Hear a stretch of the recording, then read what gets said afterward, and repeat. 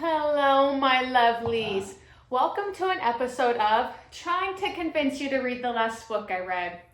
Now, in today's episode, this one's going to shock like a whole fandom because I have read this whole series like maybe a year and a half ago, but I just read this one. I just read The Assassin's Blade by Sarah J. Maas. Now, if you've not read any of these books, I guess this one would technically be the first one before Throne of Glass. But in my opinion, I would say that you should read this one last. And I know other people that I've talked to that have read that series that have also said you should read it last. That they said, oh yeah, I read it first. You should read it last. Like, I wish I read it last. So with that being said, if you read this series, just read The Assassin's Blade last. Like, you're not going to miss out on anything. If anything, it's going to give you more insight and closure after the whole series. Okay? So in The Assassin's Blade, you're reading about how Selena Sardothian, Aderlin's assassin, I probably said that so wrong. I'm one of those people that, like, just say it how you say it, you know? I say Ryzen. I'm pretty sure a lot of people say Ryzan from fucking A Court of Thorn and Roses, you know? Like, I pronounce everything wrong. It is what it is. Selena Sardothian is known as Aderlin's assassin. Now, this is like four or five different novellas broke down into one book, saying how she met all of the people who were mentioned in the Throne of Glass series. Let me get into tell you what I like about this book, what I don't like, and then I have some quotes again for us. The first thing that I liked in this book, I like how it's all broke down into parts. Like, it's just, I would say it's like 4 or 5 short little books, not even books, like just a few chapters into one book. It was a good like 400 pages, so I guess like every chapter was a good like 100 pages, except there was one that was really small, so there's probably one that was a little bit longer. But off of that, I really liked the backstories from everyone, because when you're reading Throne of Glass, you're meeting all of these people who Selena Sardothian is saying that they owe her a favor. So she needs them to help her because they need to turn in their favor. But they never tell you like how she met these people, like what the favor was. You can guess, but I mean, you're probably going to get it wrong. There's just nothing given away, really, in the Throne of Glass about much of these people and how they met and blah, blah, blah. So you're getting that story now. And with that, obviously, all of these books have a love interest, you know. In this one, when you're reading Throne of Glass, it's really sad because I can't say much if you've not read Throne of Glass, but this one, you're meeting her first love interest, which makes it really sad because she talks a lot about him in the Throne of Glass series, and it tears your heart out. So this one, like, reading everything about that, like, it'll get you, you know? So this one, it'll get you.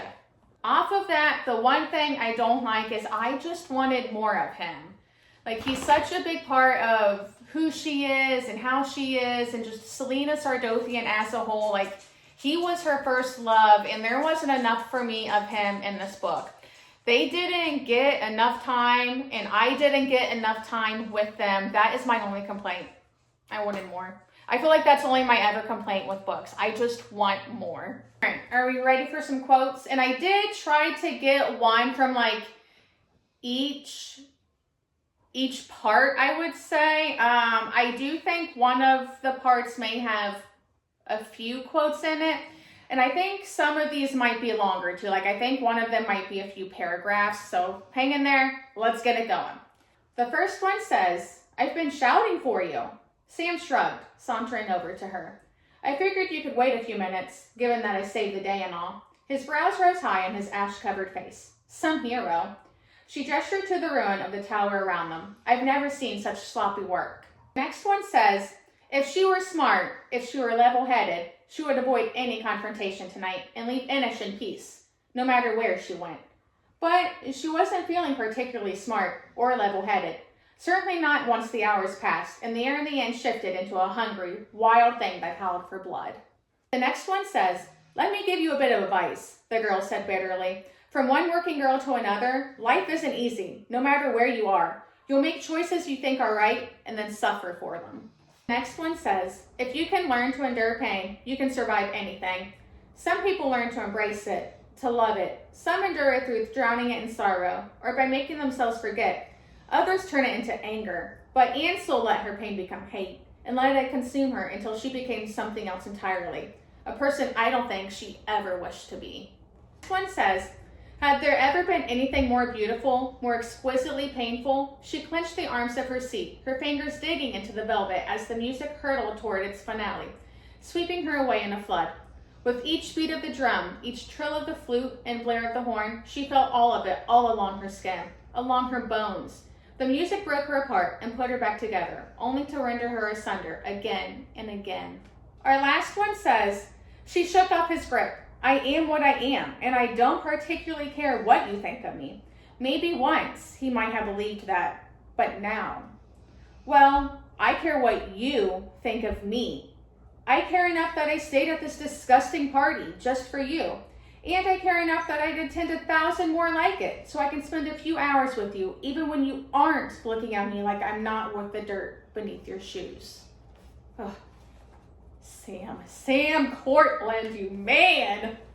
If you've not read any romantasy books, like if before I ever read romantasy, I only ever read like thriller and psychological horror. Like that is all I ever read. But then once I moved to North Carolina, my friend had been trying to convince me for years and years to read A Court of Thorn and Roses. And I'd always say, "Caroline, like, that's not my scene, girl. Get the fuck out of here." But we moved to North Carolina, and she said one day, "Ty, you're the only person I cannot convince to read this series." I said, "Okay, I'll read it. I'll read it." So I went out, I bought the first book. I read that baby was so long. I read that in a good like day, maybe 2 days at most. And I immediately had to go out and buy the rest of the series. And I finished it all in a week. So these series, I know I was just talking about A Court of Thorn and Roses, but this Throne of Glass series is amazing. Like it has all of your action, like it has love, it has like, it'll get your heart pounding and it'll keep you on the edge of your seat. Like if you've not read any romantasy and you would like to, this is a great series to start. But honestly, like all Sarah J. Maas books just hold a spot in my heart because of my friends. Because I read The Court of Thorn and Roses, and then I woke up like 2 days later and two of my besties back home had literally shipped me the whole Sarah J. Maas collection. You need friends who will send you books because that honestly made me cry. Just read these series. These are great. You should read. Crescent City was the third favorite, okay? But it was still good. I'm rambling here. Just read these series, okay? That's all I have to say. All right. As for the next book I'm going to read, I actually have two in mind. I don't really know. So the first one I have, this one was actually sent to me from A Good Way on Goodreads. I'm a sucker for Goodreads. But I've been wanting to read this one for so long. The Glowing Hours. First of all, the cover, immaculate, 10 out of 10. It sounds amazing. Like I've been really into books that are from different time periods lately. Like this one takes place in 1860 in London. So that's going to be great. But then again, on another hand, I've also been wanting to read like something just classical, you know, something old, classical, and beautiful. And this book has been staring at me on my shelf forever. Don't mind the sticker. I just realized that I never took it off. But if you haven't read anything Edgar Allan Poe, you're wasting your time. I'm sorry to say it, but he just the best. Like amazing. And there's some in here that I've not read, and it's illustrated. Like it has all of these really cool pictures in it. Let me see. Like they're all illustrated. Like how fun would that be? So I don't know. I'll probably read one of these too. we'll think about it. That's all I have for us today. Later, taters. Bye.